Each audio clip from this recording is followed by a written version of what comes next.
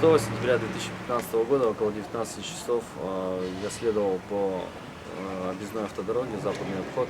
На 28-м километре мною был замечен молодой человек с краю проезжей части, который был в крови. Я остановился, подошел к нему, спросил, что случилось. Он сказал, что я таксист, меня ограбили, машина находится в лесу.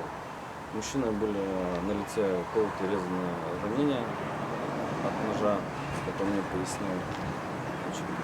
Мной сразу была вызвана скорая медицинская помощь. Информация была передана в дежурную часть. Я ему оказал первую помощь необходимую. По приезду скорой помощи гражданин был передан скорой помощи, доставлен в РКП.